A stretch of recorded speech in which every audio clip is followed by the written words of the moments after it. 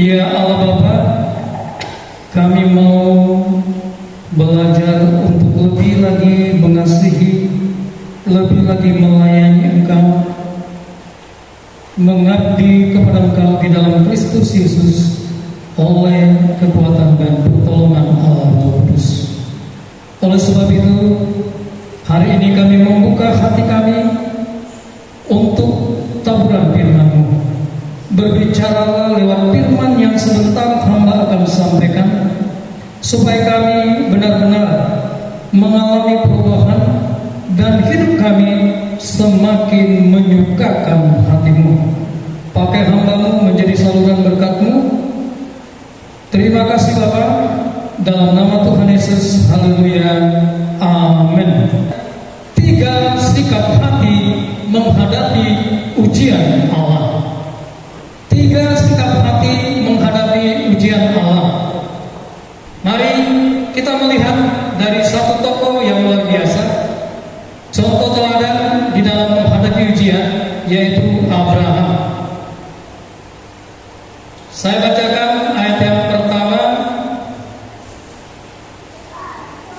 dan yang kedua.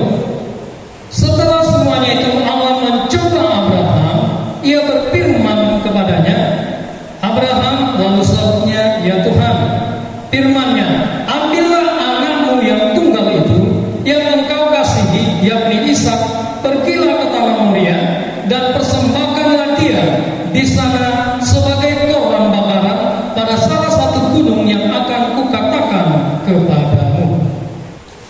Di dalam ayat yang pertama tadi dipakai kata pencobaan, tetapi kata yang paling tepat itu adalah ujian, pengujian, diuji. Ambillah anakmu yang tunggal itu, yang engkau kasihi, yakni Ishak, pergilah ke tanah Moria dan persembahkanlah dia di sana sebagai korban bakaran pada salah satu gunung yang akan kukatakan kepadamu. Nah, perhatikan jemaat Tuhan yang terkasih, sikap hati yang pertama adalah menerima ujian Allah. Kita tidak melihat di ayat pertama dan kedua dan nanti seterusnya ada bantahan dari Abraham. Jangan Tuhan, aku tidak mau diuji. Jangan Tuhan, jangan suruh aku mempersembahkan Ishak ini sebagai korban bakaran. Jangan Tuhan. Tidak ada kalimat, tidak ada statement atau sikap hati Abraham menolak untuk dididik, diuji, diproses oleh Tuhan Allah. Sikap hati yang pertama kita lihat di dalam diri Abraham adalah menerima ujian Allah. Abraham diuji kesetiaannya, diuji imannya, diuji kasihnya, diuji kepercayaannya kepada Tuhan. Apakah Abraham hatinya di dalam kedalaman hatinya ini ada nggak cinta kepada Allah? Setia nggak dia kepada Allah? Percaya nggak dia kepada Allah? Mau nggak dia tetap mengikuti Tuhan Allah? Mau nggak dia masuk ke dalam proses Tuhan melihat ini di dalam dirinya? Saya mau menunjukkan kepada kita 1 Petrus 1 ayat 7. Maksud semuanya itu ialah untuk membuktikan kemurnian imanmu yang jauh lebih tinggi nilainya daripada emas yang panah, yang diuji kemurniannya dengan api, sehingga kamu memperoleh puji-pujian dan kemuliaan dan kehormatan pada hari Yesus Kristus menyatakan dirinya. Dengarkan baik-baik. Kalau kita tidak menerima ujian, kita rugi besar.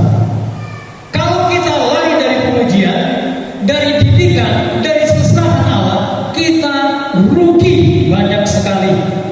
Perhatikan di sini, ya, sehingga kamu memperoleh puji-pujian, kemuliaan, kehormatan pada hari Yesus menyatakan dirinya. Bayangkan luar biasa sesuatu yang disediakan Tuhan ketika kita mau menerima ujian daripada Tuhan Allah yang dilaksanakannya untuk kita, anak-anaknya. Dia punya tujuan untuk apa? Memurnikan iman kita. Jadi yang pertama, saudaraku yang terkasih di dalam Kristus, ya, ketika Tuhan menguji, ya, terimalah ujian itu. Siaplah untuk diuji, siaplah untuk diproses. Memang proses itu, kalau kita lihat tadi, ya, Ibrani 12 tidak enak awalnya, tapi akhirnya mendatangkan kebahagiaan, mendatangkan keuntungan yang besar bagi kita. Kita seringkali melihat yang nampak sekarang bukan yang akan datang, yang lebih besar yang Tuhan sudah sediakan. Ini cara berpikir kita harus diubah, teman-teman. Jemaat Tuhan, ubah pola pikir kita. Amin. Abraham siap diuji. Dia menerima ujian, ya, dia melihat semuanya itu dalam kacamata iman, sehingga apa? Dia siap menerima ujian Allah. Yang kedua, taat saat diuji. Saya bacakan ayat yang ketiga. Keesokan harinya, pagi-pagi bangunlah Abraham. Ia memasang pelana keledainya dan memanggil 2 orang bujangnya beserta Ishak anaknya. Ia membelah juga kayu untuk korban bakaran itu. Lalu berangkatlah ia dan pergi ke tempat yang dikatakan Allah kepadanya. Orang yang menerima ujian itu dengan senang hati, dengan pemahaman pengertian yang benar untuk kebaikan, untuk kemajuan kerohanian kita, kualitas iman kita yang semakin dimurnikan, dia pasti taat. Ujian ini disikapi Abraham dengan ketaatan. Lalu berangkatlah ia ke tempat yang dikatakan Allah kepadanya. Perhatikan, ketika Tuhan menguji, diperintahkannya persembahkan anakmu ke tanah Moria di salah satu gunung yang akan kukatakan kepadamu sebagai korban bakaran kepadaku. Dia pergi, yang perhatikan betapa luar biasanya Abraham. Bayangkanlah, pergi, diajaknya anaknya, ada 2 bujangnya, pergilah mereka. Perhatikan berapa hari? 3 hari perjalanan ke gunung Moria, ke tanah Moria. Tetapi apa? Tuhan berkata persembahkan anakmu ini. Tapi Ishak nggak tahu bahwa dia mau dipersembahkan. Iman ketaatan Abraham mengalahkan dagingnya, mengalahkan perasaannya, mengalahkan keinginan-keinginannya untuk lepas kalau boleh. Jangan masuk ke dalam pengujian ini. Ayat 9-10. Sampailah mereka ke tempat yang dikatakan Allah kepadanya. Lalu Abraham mendirikan mezbah di situ, disusunnya kayu, diikatnya Ishak anaknya itu, dan diletakkannya di mana? Di mezbah itu, di atas kayu api. Sesudah itu Abraham mengulurkan tangannya, lalu mengambil pisau untuk menyembelih Ishak. Pertanyaan, ada enggak di antara kita yang mau melakukan ini? Tuhan menginginkan, dan ini adalah hal yang sangat menyukakan hati Allah. Orang yang taat itu sangat disukai oleh Allah. Orang yang taat sangat diberkati oleh Tuhan. Tapi seringkali kita tidak mau taat. Tuhan merencanakan semua yang baik untuk kita nikmati. Tapi apa? Kita lebih memilih keinginan daging kita, keinginan kemampuan hidup kita, menolak taat kepada firman Tuhan, kepada perintah Allah. Kalau tidak taat, sebenarnya pada posisi kita tidak taat, kita tidak sedang mengasihi Allah. Ketaatan itu adalah bukti kita mengasihi. Lalu ia berfirman, jangan bunuh anak itu dan jangan kau apa-apakan dia, sebab telah kau ketahui sekarang bahwa engkau takut akan Allah dan engkau tidak segan-segan untuk menyerahkan anakmu yang tunggal kepadaku. Sikap hati yang ketiga memang sangat sulit dan mustahil kalau Tuhan tidak bekerja di dalam diri kita. posisi pertama dan terutama dalam hidupnya. Perhatikan, Abraham mengasihi Allah. Abraham memiliki sebuah pemahaman yang diwujudkan dalam tindakan. Allah, Tuhan Allah adalah pribadi, harta yang paling berharga dalam hidupnya, melebihi anaknya yang tunggal, Ishak. Ini sulit kalau kita tidak mulai masuk ke dalam pengujian, gak mau diuji, kemudian belajar taat. Yang ketiga ini gak mungkin, percayalah. Yang kecil aja kita gak mau mempersembahkan kepada Tuhan, apalagi yang sangat besar. Orang yang paling dikasihi Abraham, yaitu Ishak yang ditunggu 25 tahun, Tuhan berkata persembahkan. Artinya apa? Kenapa dia mau dan rela mempersembahkan Ishak? Karena apa? Karena Allah bagi dia adalah yang paling utama, yang tertinggi posisinya di dalam hidupnya, melebihi dirinya, melebihi anaknya Ishak yang sangat dikasihinya. Allah harta yang paling berharga di dalam hidupnya. Ini yang harus kita minta dan harus kita bangun di dalam diri kita. Kalau kita ingin melihat Allah dan kemuliaannya dinyatakan dalam diri kita, apa yang sudah kita persembahkan kepada Allah? Bagaimana dengan waktu kita? Bagaimana dengan talenta yang Tuhan berikan? Bagaimana dengan tenaga kita? Bagaimana dengan waktu kita? Bagaimana dengan uang kita? Bagaimana dengan harta kita? Bagaimana dengan yang lain? Nomor berapakah Tuhan Yesus di dalam hidup kita? Allah itu nomor berapa? Perhatikan hasil ujian Allah. Yang pertama, Abraham lulus ujian.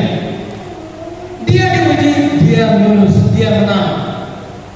Amin. Dari mana kita tahu?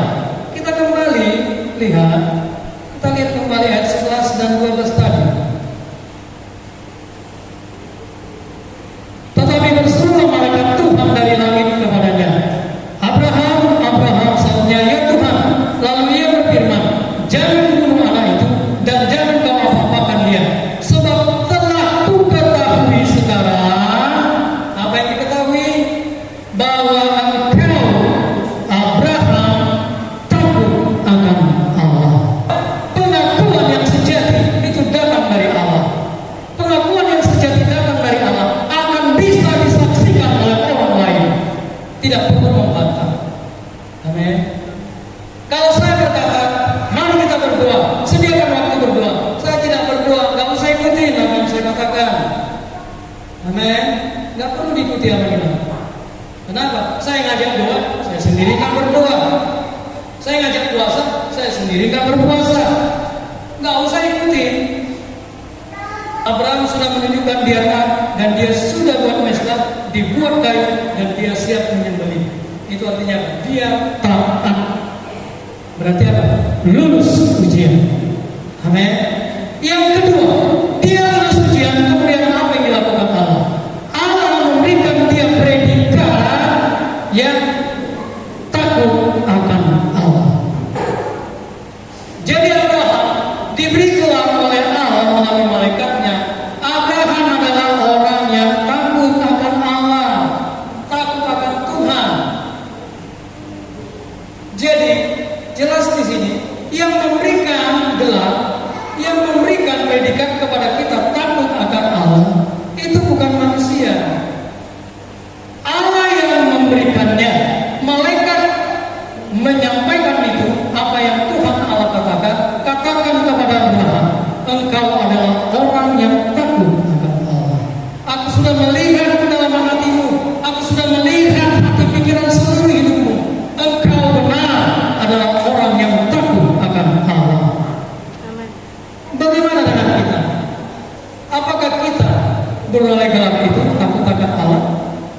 Orang yang takut akan Allah, yang sudah diberikan gelar oleh Allah, itu akan ditentukan Allah, dan orang lain nanti akan bisa melihatnya dan menilai benar Abraham ini adalah orang yang takut akan Allah.